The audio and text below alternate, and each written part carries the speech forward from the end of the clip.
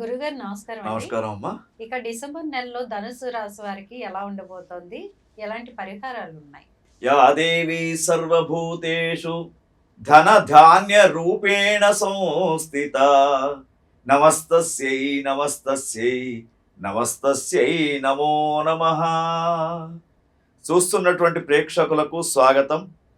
విశ్వావసు నామ సంవత్సరంలో ఆంగ్ల మాసమైనటువంటి డిసెంబర్ మాసంలో ధనుస్సు రాశి వారికి ఏ విధంగా ఉండబోతుంది దాన్ని గమనించినప్పుడు మనం సూర్యుడు 12-1 అనుకూలంగా లేడు.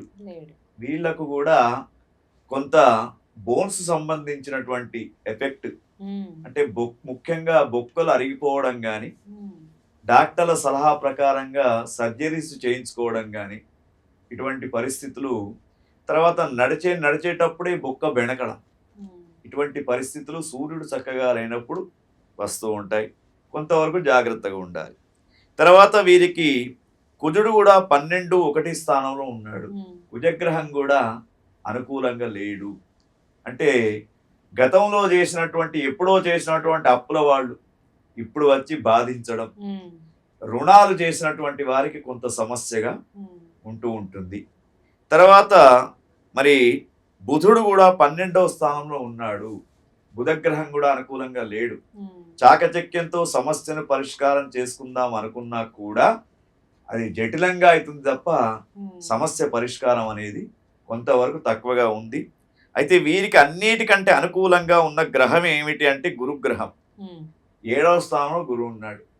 ఇటువంటి సమస్యలు ఎన్ని వచ్చినా కూడా, అందుకే చూడండి అంటుంటారు కదా, డబ్బు బాగా ఉంటే ఏ సమస్య అయినా పరిష్కారం చేయవచ్చు. అదేవిధంగా గురుగ్రహం అనుకూలంగా ఉంది కాబట్టి సప్తమంలో ఉన్నటువంటి గురువు లాభాన్ని చేస్తూ ఉంటాడు. ఎటువంటి సమస్య వచ్చినా దూరం చేస్తాడు. తర్వాత వ్యాపార అభివృద్ధి జరుగుతూ ఉంటుంది. యువకులు విదేశాలకు వెళ్ళే అవకాశం, తర్వాత కళారంగంలో ఉన్నటువంటి వారికి ప్రోత్సాహకాలు వచ్చే అవకాశం, ఇవన్నీ కూడా కనబడుతూ ఉన్నాయి. అదేవిధంగా మరి వీరికి శుక్ర భగవానుడు కూడా 12-1, అంటే దాంపత్య సుఖజీవనం, కుటుంబ జీవితం ఆహ్లాదకరంగా ఉంటుంది. అక్కడ వీరికి ఎటువంటి లోటు అనేది ఉండదు. తర్వాత వీరికి గమనించినప్పుడు రాహువు, మరి శని మాత్రం వీరికి బాగా లేడమ్మా. శని అర్ధాష్టమ శని కొంత కష్టం. అంటే ఎన్నడూ అనుకోనటువంటి వ్యాధులు వచ్చే అవకాశం. కాబట్టి మరి వీరు కొంత రాత్రి ప్రయాణాలు తగ్గించుకోవాలి. ముఖ్యంగా 2 వీలర్స్ మీద వెళ్ళే వాళ్ళు కొంతవరకు జాగ్రత్తగా వెళ్ళడం. ముఖ్యంగా ధనుస్సు రాశికి శుక్రవారం ఘాతవారం. శుక్రవారం నాడు వీళ్ళు ప్రయాణాలు తగ్గించుకోవడం శ్రేయస్కరంగా చెప్పవచ్చు. తర్వాత రాహు ఏమో 3వ స్థానం, కేతు భగవానుడు 9వ స్థానంలో ఉన్నాడు. రాహు అనుకూలంగా ఉన్నాడు, అంటే నరదృష్టి అనేది దూరం అయిపోయింది.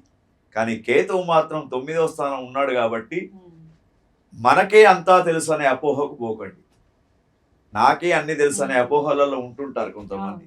దాన్ని తగ్గించుకుంటే సమాజంలో గౌరవం ఉంటుంది.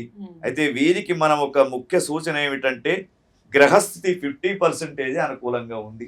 కాబట్టి వీరు మరి కొన్ని గ్రహాలకు సంబంధించినటువంటి జపతపాలు చేయించుకొని దుర్గా లేదా లలితా సహస్రనామ పారాయణం వీరికి శ్రేయస్కరంగా చెప్పవచ్చు. నమస్కారం.